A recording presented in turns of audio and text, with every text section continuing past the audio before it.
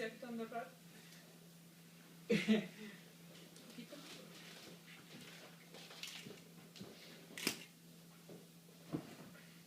¿Listos? Señor Salgado, por favor, bienvenida. Siga. Oh, por Dios. Alejandro Salgado, neurocientífico, estudió la Javeriana, tiene una empresa que se llama Neurosketch, exitosísima, creció 1000% en los últimos 3 años. Y ¿Se imagina si hubiéramos crecido?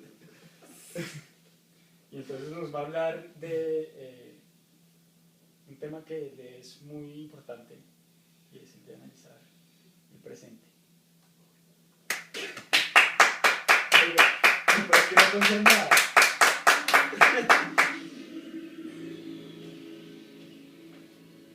Es como el té. Ajá, es que es el TED.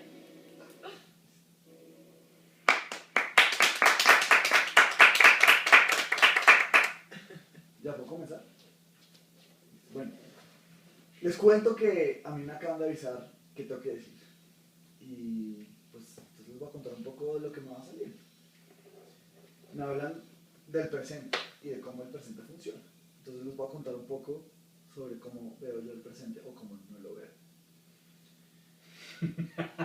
La realidad del asunto es que el presente no existe. El presente es una fabricación de nuestro cerebro. Está la fabricación, es tan perfecta, es como la gran conspiración. Si no le gustan las conspiraciones, yo creo que esta es la gran conspiración. O sea, es una conspiración evolutiva, tan poderosa, tan marcada en nuestra especie que todos la negamos. Todos creemos que vivimos en el presente. Y hasta las religiones nos enseñan a vivir en el presente. Es decir, trata de vivir en el presente. Vaya al presente porque ahí es donde está la felicidad. O sea, es la gran conspiración. Entonces hoy les voy a contar de por qué el presente no existe. La realidad del asunto es que cuando uno entiende cómo funciona el cerebro y uno se da cuenta de una cosa que se llama los forward models o modelos de avanzada, el cerebro en realidad no puede moverse a la velocidad con la que percibimos, se mueve mucho más rápido. Entonces cuando la información cerebral entra, hace rato los sistemas motores ya han pensado cómo se van a mover y qué van a hacer y ya están ejecutándolo.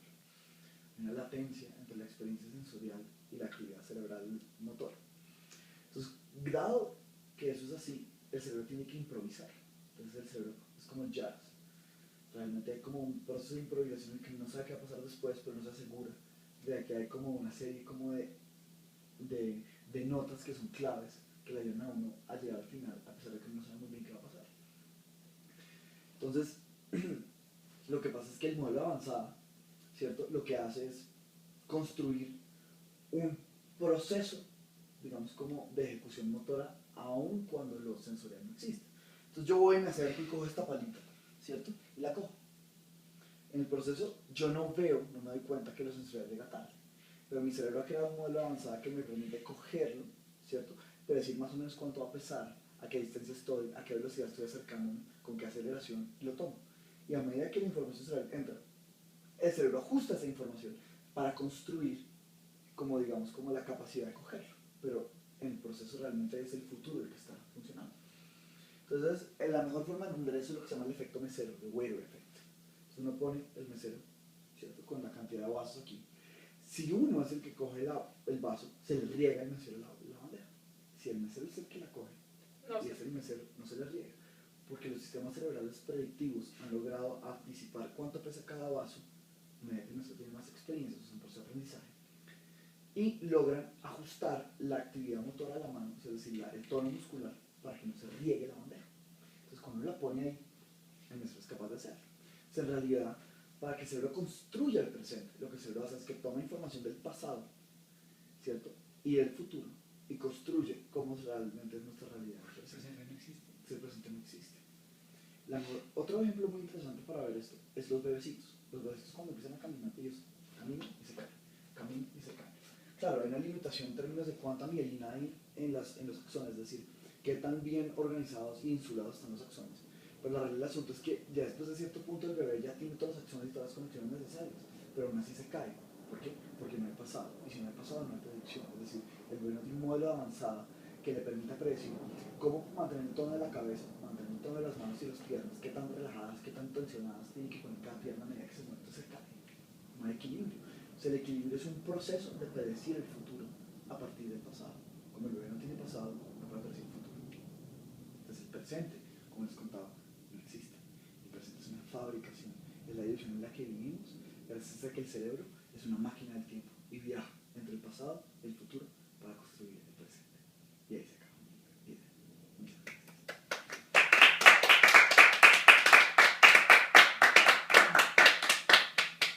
Pregunta. ¿Qué es el tiempo? El tiempo depende. Si lo vemos en términos como de la percepción cultural, el tiempo podría entenderse como una fabricación de nuestra cultura basada en cómo el cerebro necesita una rítmica para controlar el mundo. Y digamos que eso podría ser.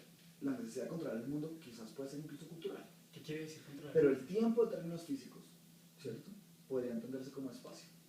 Es decir, el tiempo se basa en qué tanto nos movemos en el universo. Entonces el tiempo realmente es una medida de acción. Es decir, el tiempo es cuánto nos tarda a nosotros en ser nosotros mismos.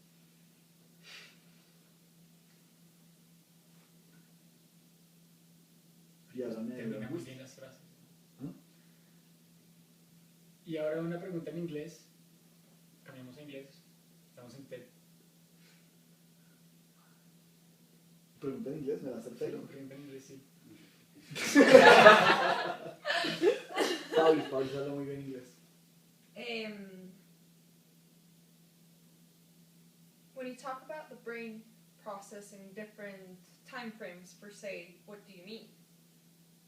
The reality is that when I talk about different processing times, I'm really talking about how the brain is continuously using past information with predictive systems that try to understand what will happen in a few seconds, minutes, or days, or hundreds of days, and binds them together to understand the relationship between the past and the future. So what it's really doing is understanding that the past is the only way to actually measure the future. It's the only contrast that exists. And the present is not really a moment. The present is a space where we measure future and past and bind it together. So the present is relative to how fast we bind past and future. So that's what I think. So basically the brain is a time machine because it's going back and forth all the time, stops in the middle and says, this might happen because I learned this, and then makes a decision. And depending on if the decision is good or bad, I mean in terms of pleasure, reward, then the brain will learn that in the future, if that forecasting, that anticipation was actually good or not, which is dopamine. Dopamine is the gambling molecule, is the molecule that goes into the casino, throws the dice, and sees if it's a good idea to keep throwing the dice or not. So you're saying that dopamine actually creates a classical conditioning towards pleasure? No, it's not classical.